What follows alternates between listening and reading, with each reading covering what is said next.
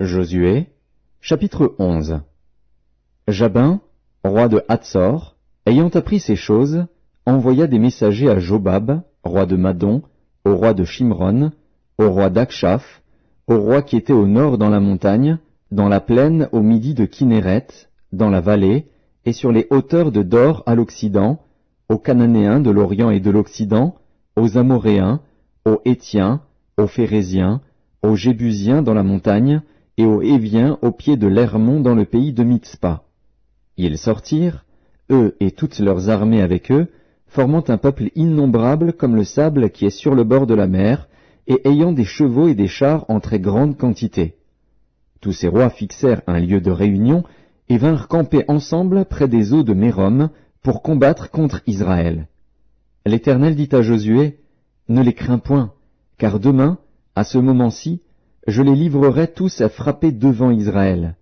Tu couperas les jarrets à leurs chevaux, et tu brûleras au feu leurs chars. » Josué, avec tous ses gens de guerre, arriva subitement sur eux près des eaux de Mérom, et ils se précipitèrent au milieu d'eux. L'Éternel les livra entre les mains d'Israël.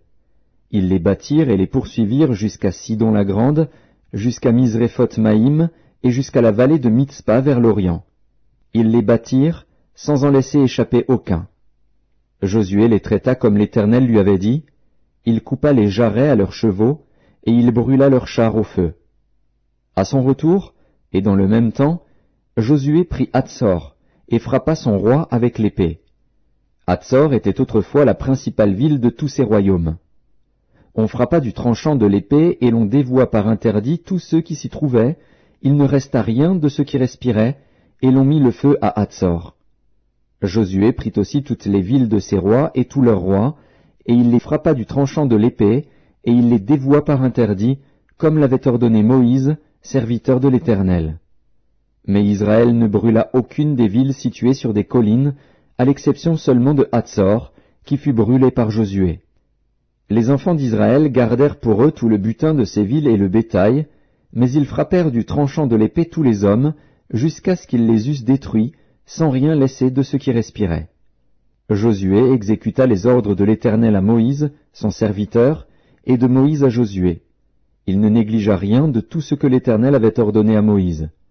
C'est ainsi que Josué s'empara de tout ce pays, de la montagne, de tout le Midi, de tout le pays de Gozen, de la vallée, de la plaine, de la montagne d'Israël et de ses vallées, depuis la montagne nue qui s'élève vers Séhir jusqu'à Baal-Gad, dans la vallée du Liban, au pied de la montagne d'Hermon. Il prit tous leurs rois, les frappa et les fit mourir. La guerre que soutint Josué contre tous ces rois fut de longue durée. Il n'y eut aucune ville qui fit la paix avec les enfants d'Israël, excepté Gabaon, habité par les Héviens. Ils les prirent toutes en combattant. Car l'Éternel permit que ces peuples s'obstinassent à faire la guerre contre Israël, afin qu'Israël les dévouât par interdit, sans qu'il y eût pour eux de miséricorde, et qu'il les détruisit, comme l'Éternel l'avait ordonné à Moïse.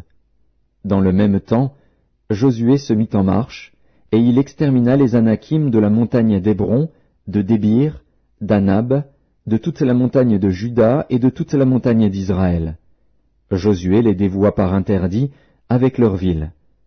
Il ne resta point d'Anakim dans le pays des enfants d'Israël. Il n'en resta qu'à Gaza, à Gath et à Asdod. Josué s'empara donc de tout le pays, selon tout ce que l'Éternel avait dit à Moïse. Et Josué le donna en héritage à Israël, à chacun sa portion, d'après leurs tribus.